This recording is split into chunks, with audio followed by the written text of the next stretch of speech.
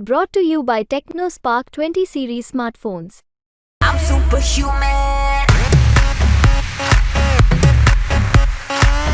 लगातार जो कंप्लेंट होती आ रही है उसको बचाया जा रहा है, उस पर कोई कार्रवाई नहीं हुई जा रही क्योंकि भूपेश बघेल जी और सचिन पायलट जी कार्रवाई होने नहीं दे रहे। और ये किसी से छुपा नहीं है कि सचिन पायलट जी और भूपेश बघेल जी किसके टीम पे है। मेरे घर वालों ने उनके विश्वास करके मुझे कांग्रेस में वहां पे भेजा था छत्तीसगढ़ में काम करने को, और मैं महीनों वहां पे रह के काम कर रही थी।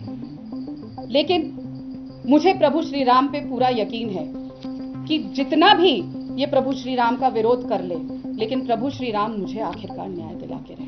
राधिका जी, आपने किसको फोन किया था जब सारे लोग, किसने भूपेश बघेल को ओएसडी को पहली बार? भूपेश बघेल जी को डायरेक्ट किया था, सचिन पायलट जी को जिसने उठाया था आपका फोन? उन्होंने वापस कॉल बैक किया था मुझे, सचिन पायलट के ओएसडी ने।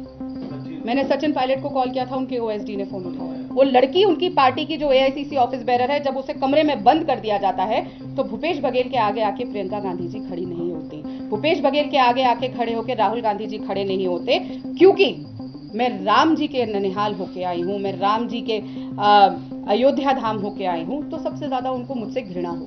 जयराम रमेश जी से पूछती हूँ, जिनकी जिम्मेदारी पर मेरे घर वालों ने उनके विश्वास करके मुझे कांग्रेस में वहां पे भेजा था छत्तीसगढ़ में काम करने को, और मैं महीनों वहां पे रह के काम कर रही थी। लेकिन मुझे प्रभु श्री राम पे पूरा यकीन है कि जितना भी ये प्रभु श्री राम का विरोध कर ले, लेकिन प्रभु श्री राम मुझे आखिरकार न्याय दिला के रहेंगे। आपके कोई सवाल हो तो? राधिका जी, आपने किसको फोन किया था जब सारे लोग, किसने भूपेश बघेल को ओएसडी को पहली बार? भूपेश बघेल जी को डायरेक्ट किया था, सचिन पायलट जी को जिसने उठाया था आपका फोन? उन्होंने वापस कॉल बैक किया था मुझे, सचिन पायलट के ओएसडी ने। मैंने सचिन पायलट को कॉल किया था, उनके ओएसडी ने फोन उठाया। जब आप जयराम रमेश को की, पवन खेड़ा को की, उसके बाद आपने कहा कि भूपेश बघेल से, जिन्होंने कहा कि तुम कोऑर्डिनेट करना सीखो, वो सलाहकार होते थे विनोद वर्मा जी।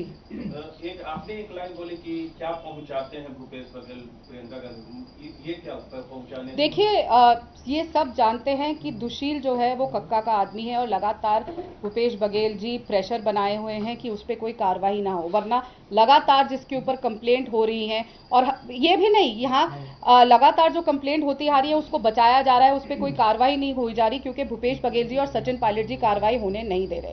और ये किसी से छुपा नहीं है कि सचिन पायलट जी और भूपेश बघेल जी किसके टीम में है। प्रियंका गांधी जी तो जी सरगुजा वहां गई भी नहीं कैंपेन करने। जब सरगुजा की हमारी एक ही लड़की कैंडिडेट, छोटी सी लड़की चुनाव लड़ रही थी छत्तीसगढ़ से, जब उन्होंने शशि सिंह ने बोला कि मैं प्रियंका गांधी जी की सभा चाहती हूँ क्योंकि भूपेश बघेल जी से उनका क्या सांठ गांठ है, उस चक्कर में वो उस लड़की को के लिए कैंपेन करने भी नहीं गए। ये सबको पता है, और ये सब जानते हैं कि किस तरीके से प्रियंका गांधी जी भूपेश बघेल जी के आगे आके खड़ी होती हैं जब भी उनपे कोई समस्या आई है कि उनको मुख्यमंत्री से हटाया जाएगा। लेकिन यही तो सवाल है ना, जब उनको मुख्यमंत्री पद से हटाया जाता है तो प्रियंका गांधी जी आगे आके खड़ी हो जाती है। लेकिन लड़की हूं, लड़ सकती हूं, वो लड़की उनकी पार्टी की जो एआईसीसी ऑफिस बेरर है, जब उसे कमरे में बंद कर दिया जाता है तो भूपेश बघेल के आगे आके प्रियंका गांधी जी खड़ी नहीं होती। भूपेश बघेल के आगे आके खड़े होकर राहुल गांधी जी खड़े नहीं होते, क्योंकि मैं राम जी के ननिहाल होके आई हूं, मैं राम जी के अयोध्या धाम होके आई हूं, तो सबसे ज्यादा उनको मुझसे घृणा हो गई। मैम, आपने अभी कहा कि जो रूम में 2 आदमी थे वो मुस्लिम थे, आपको ये कैसे पता लगा कि वो 2 मुस्लिम? नहीं, अभी नहीं। मैंने कहा कि वो बाद में लेकर आए हैं 2 और लोगों को, वहां पे सिर्फ 3 लोग थे। अब जो नई चीज आई है, जो मुझे मीडिया के माध्यम से पता चली है, वो 2 उसमें जो लोग वो लेकर आए हैं उनके नाम है, पता है, वो कांग्रेस पार्टी के प्रवक्ता हैं। तो उनका जो क्लेम कर रहे हैं कि वो कमरे के अंदर थे, जबकि नहीं थे। उस कमरे में सिर्फ 3 लोग थे, मैं, सुशील आनंद शुक्ला, नितिन बंसाली और सुरेंद्र वर्मा, सिर्फ 3 लोग। ये 2 आदमी जो नए आए हैं, जो कह रहे हैं कि हम 5 लोग थे, और ये भी कह रहे हैं कि उन्होंने कमरा अंदर से बंद किया। तो सोचने की बात है, जो ये 2 नए आदमी अंदर आते हैं, 5 लोग एक लड़की को कमरे के अंदर बंद कर रहे हैं, और प्रियंका गांधी जी आज भी चुप है, खड़गे जी आज भी चुप है। मैंने अपना पहले जब इस्तीफा भेजा, किसी ने मुझसे संपर्क नहीं किया, किसी ने एक बार फोन उठा के नहीं पूछा कि ये क्यों कर रही हो। और जब मैं कंप्लेंट भी कर रही थी, सिर्फ मुझे फोन करके धमकाया जाता था कि चुप रहो, चुप रहो, चुप रहो। कोई भी कार्रवाई, एक शो कॉज नोटिस तक नहीं भेजा गया, जो एक बहुत बेसिक चीज होती है जब कोई घटना किसी भी दफ्तर में घटती है कि सबसे पहला काम एक शो कॉज नोटिस करने का। तो मैम अभी आपने ऐसे ये बताया कि आपकी फॉर्मर जो फीमेल कुलीग है उनके साथ भी ऐसे घटना होती रही है, तो आप क्या ये कहना नहीं, मैंने कहा था वो सामने थी जब ये हाँ, हुई थी। नहीं, आप क्या ये कहना चाह रहे हैं कि कांग्रेस पार्टी एक महिला विरोधी पार्टी बिल्कुल। बन गई है? देखिए, एआईसीसी के मुख्यालय में एक दलित लड़की को कांग्रेस के कार्यकर्ता, कांग्रेस के ऑफिस बेरर्स प्रियंका गांधी के इशारे पे आके पीट के जाते हैं, ये किसी से नहीं छुपा।